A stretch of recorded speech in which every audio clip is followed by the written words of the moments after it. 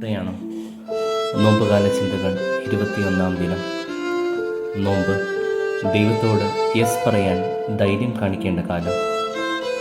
നോമ്പുകാല പ്രയാണം പുരോഗമിക്കുമ്പോൾ ദൈവത്തോട് ധൈര്യപൂർവ്വം യെസ് പറയാൻ സഭ നമ്മെ ക്ഷണിക്കുന്നു. ദൈവിക നിമന്ത്രണങ്ങളോട് ഓരോ നിമിഷവും അതേ എന്ന് പറഞ്ഞ് ജീവിതത്തെ ചിട്ടപ്പെടുത്തുന്നതാണ് മാനസാന്തരം. അത് വീരികൾക്ക് പറഞ്ഞിട്ടുള്ളതല്ല, മറിച്ച് പരിശുദ്ധാത്മകൃപയാൽ ധീരന്മാരായവർക്ക് പറഞ്ഞിട്ടുള്ളതാണ്. പൂർണ്ണ ഹൃദയത്തോടെ ദൈവത്തിലേക്ക് മടങ്ങുമ്പോഴാണ് മാനസാന്തരം അതിൻ്റെ ലക്ഷ്യത്തിൽ എത്തിച്ചേരുന്നത്.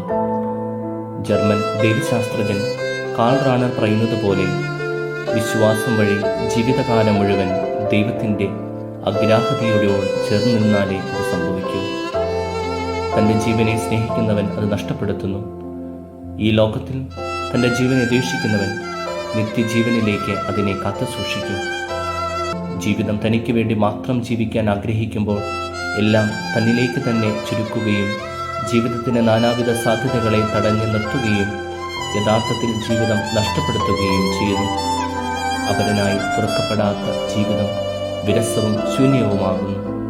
സ്വയം പരിത്യജിക്കുന്നതിലൂടെ മാത്രമേ നോമ്പിൻ്റെ യഥാർത്ഥ ആനന്ദം കണ്ടെത്താനാകൂ.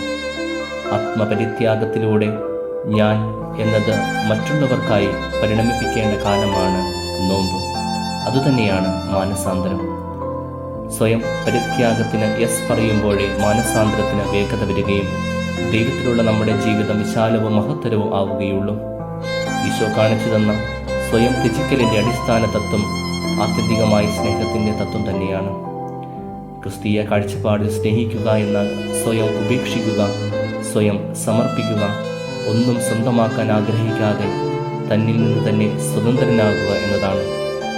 അതിനർത്ഥം ജീവിത കടമകളിൽ നിന്ന് പിന്തിരിയുക എന്നല്ല, മറിച്ച് അവനെ ദൈവം എന്നിലേക്ക് അയക്കുന്ന മനുഷ്യനായി തിരിച്ചറിഞ്ഞ് അവനെ ശ്രദ്ധിക്കുകയും കരുതുകയും ചെയ്യുക എന്നതാണ്. അവനിലേക്കുള്ള എൻ്റെ പാത സ്നേഹത്തിൻ്റെ പാതയാണ്. അത് കുരിശിലെ ബലിയാണ് സാക്ഷാത്കരിക്കുന്നത്. മനുഷ്യവംശത്തോടുള്ള ഈശോയുടെ ആത്മദാനവും അതുതന്നെയായിരുന്നല്ലോ. അതിൻ്റെ സവിശേഷമായ അനുസ്മരണമാണല്ലോ നോമ്പുകാലം. അന്ത്യത്താഴവേളയിൽ ഈശോ നൽകിയ ആത്മദാനം ഓരോ വിശുദ്ധ കുർബാനയിലും സഭ പുനരാവിഷ്കരിക്കുന്നു. അങ്ങനെ ഈശോയുടെ രക്ഷാകര കർമ്മം ഇന്നും സഭയിലെ കൂദാശകളിലൂടെ തുടരുന്നു. ജീവൻ നൽകുവാനും അത് സമൃദ്ധമായി നൽകുവാനും വന്ന ദിവ്യ കുഞ്ഞാടിനോട് ചേർന്ന് മറ്റുള്ളവർക്ക് ജീവൻ പകുത്തു നൽകേണ്ട ഏറ്റവും ഉചിതമായ കാലഘട്ടവുമാണ് നോമ്പ് ദിനങ്ങൾ. നമ്മുടെ ജീവിതത്തിലെ നിർണായക നിമിഷങ്ങളിൽ ഈശോ നമ്മിൽ നിന്ന് ആവശ്യപ്പെടുന്ന സ്വയം പരിത്യാഗത്തിന് അതേ എന്ന് ഉത്തരം നൽകുവാൻ നാം ധൈര്യപ്പെടണം. അപ്രകാരമുള്ള യെസ് പറച്ച് അനേകർക്ക് ജീവനിലേക്കുള്ള പാത വെട്ടിത്തുറന്നു കൊടുക്കും. ഈശോ നമുക്ക് കാട്ടിത്തരുന്ന നമ്മിലെ ഞാൻ വീണ്ടും വീണ്ടും ഉപേക്ഷിക്കുമ്പോൾ നമ്മുടെ ആത്മീയ ജീവിതം വളർച്ചയുടെ പടവുകൾ ചവിട്ടിക്കയറുകയാണ്.